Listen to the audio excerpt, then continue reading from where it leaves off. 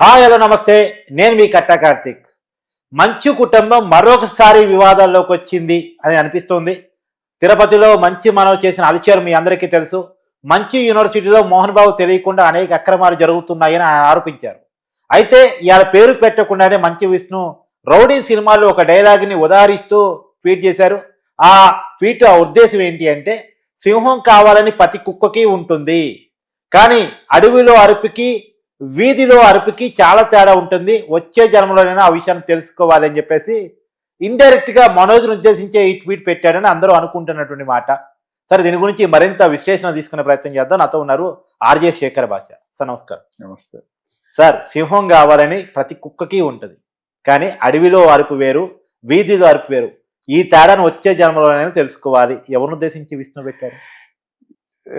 ఎవరు తెలుసుకోవాలి అంటే ఒకటి విషయం తెలుసుకోవాలి. ఫస్ట్ విషయం ఏంటంటే, ఎవరైనా సరే సింహం కడుపున 4 పిల్లలు పుట్టినా 4 సింహాలే పుడతాయి తప్ప ఒకటి సింహం ఒకటి కుక్క పుట్టదు. సో అన్ని సింహాలే పుడతాయి.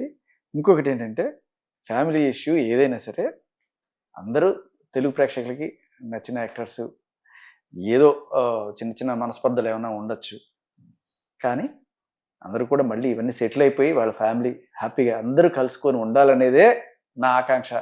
ఒకళ్ళు మంచి ఒకళ్ళు చెడు అని చెప్పడం నా ఉద్దేశం కాదు. జనరల్గా అన్నదమ్ముల కొట్లాట్లు భారతం కాలం నుంచి మనం చూస్తూనే ఉన్నాం. కానీ అవి కొట్టట్లేదు, చంపుకోవటానికి ప్రయత్నం చేస్తున్నారు అనే ఆరోపణ దాకా పోయాయి. ప్రాణహాని ఉంది అని కేసులు పెట్టుకునే దాకా వచ్చింది. ఒకళ్ళు కేసు పెడితే ఇంకొకళ్ళు కేసు పెట్టడం, ఒకళ్ళు ఇది చేస్తే ఇంకో నువ్వు ఇది చేస్తే నేను చేస్తాం అనే కోణం మనకి చాలాసార్లు కనబడుతూ ఉంటుంది. నాకు తెలిసి ఎవరు కూడా అంత దారుణానికి ఒడిగడతారని నేను అనుకోను. బట్ ఒక స్పర్ ఆఫ్ ద మూమెంట్లో ప్రతి ఒక్కళ్ళ లైఫ్లో అన్నదమ్ముల మధ్య ఎక్కడో ఒక చోట చిన్న చిన్న గొడవలు వస్తుంటాయి. ఓకే, అది తిట్టుకుంటూ అది కామన్ సార్, జనరల్ కామన్. అది ఇంకో కామన్ శృతి మించింది అనేది అది ఏమవుతుందంటే, అది కొన్నిసార్లు శృతి మించినా మళ్ళీ తగ్గి ఇద్దరు కలుసుకుంటారు. అది మనం చూస్తుంటాం. అన్నదమ్ములు కొట్టుకుంటుంటారు, మళ్ళీ కలుసుకుంటుంటారు, కొట్టుకుంటుంటారు, కలుసుకుంటుంటారు. కాకపోతే చిన్నప్పుడు ఇవాళ కొట్టుకుంటారు, రేపటికి సర్దుకుంటారు. కొంచెం ఏజ్ పెరిగే కొద్దీ ఆ గ్యాప్లు పెరుగుతూ ఉంటాయి. కొంత ఎవరైనా సరే గట్టిగా మీడియేషన్ చేసి ఇవన్నీ కూడా సర్దుమణిగేట్ చేస్తే ఆల్ ఆర్ హ్యాపీస్. ఆ మీడియేటింగ్ చేసే పనులు కూడా అయిపోయాయి, కానీ సహించ కుదరలేదు అనేది ఒక మాట. ఇప్పుడు చెప్పగలిగిన దాసనారాయణరావు అంటే వాళ్ళు లేరు వాళ్ళ కుటుంబానికి. కరెక్ట్. సో దాసనారాయణరావు గారు అంటే నిజంగానే అందరికీ పెద్ద దిక్కు గౌరవం అలా ఉండే. పచ్చికి ఆ కుటుంబానికి అయితే ఖచ్చితంగా పెద్ద. ఆ స్టేజ్లో ఇప్పుడు ఉన్న వాళ్ళు నాకు ఒకళ్ళే కనబడుతున్నారు, రజనీకాంత్ గారు. మోహన్ బాబు గారికి ఆప్తమిత్రులు. అండ్ ఆయన మాట ఎవరు కాదనేది లేదు. మేబీ ఆయన కొంచెం చొరవ తీసుకుంటే ఇది సర్దు మణుగుతుందేమో అనేది నా. ఆ భాష రావాలని ఈ భాష కోరుకుంటా. ఆ భాష రావాలని ఈ భాష కోరుకుంటున్నాడు. సరే, ఇప్పుడు మంచి విష్ణు వర్షన్ చూస్తున్నారు, మనోజ్ వర్షన్ చూస్తున్నారు.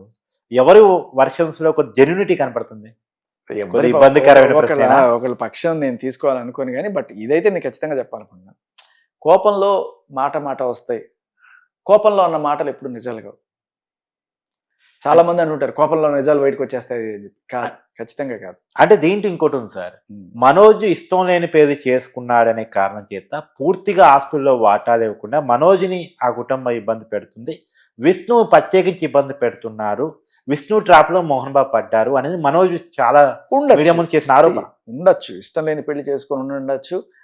బట్ ఏదైనా ఒక గాయం మారడానికి కొంత టైం పడుతుంది.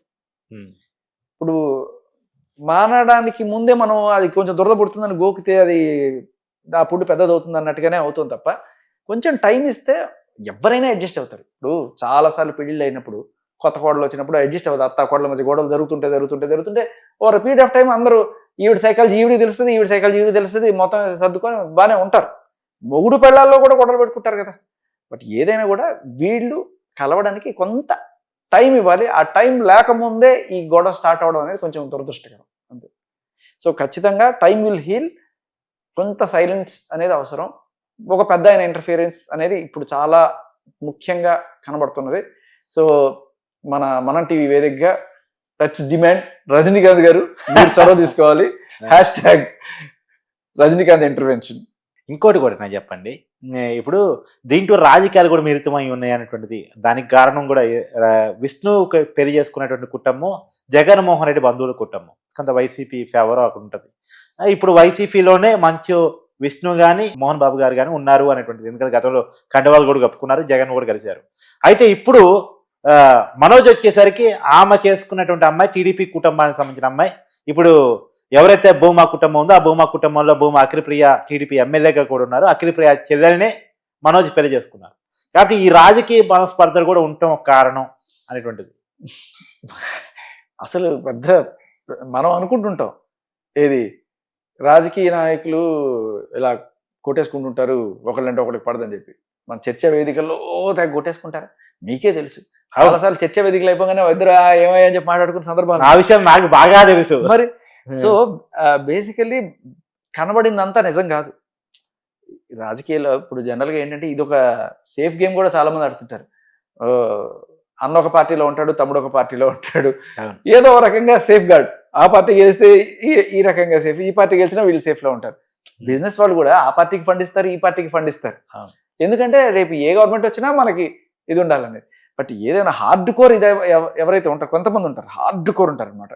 వాళ్ళు ఏమైనా చచ్చినా బతికినా నేను తెలుగుదేశమే, చచ్చినా బతికినా నేను వైసీపీ అనుకునే వాళ్ళు ఉంటారు. అటువంటి కేసులు అయితే నాకు ఇక్కడ కనిపించట్లేదు. జనరల్గా ఇటు సైడ్ నుంచి అటు సైడ్ ఎంతమంది జంప్ అవ్వలేదు, అటు సైడ్ నుంచి ఇటు సైడ్ ఎంత జంప్ అవ్వలేదు. ఇది మనం రెగ్యులర్గా చూసే తంతే. ఇవన్నీ పెద్ద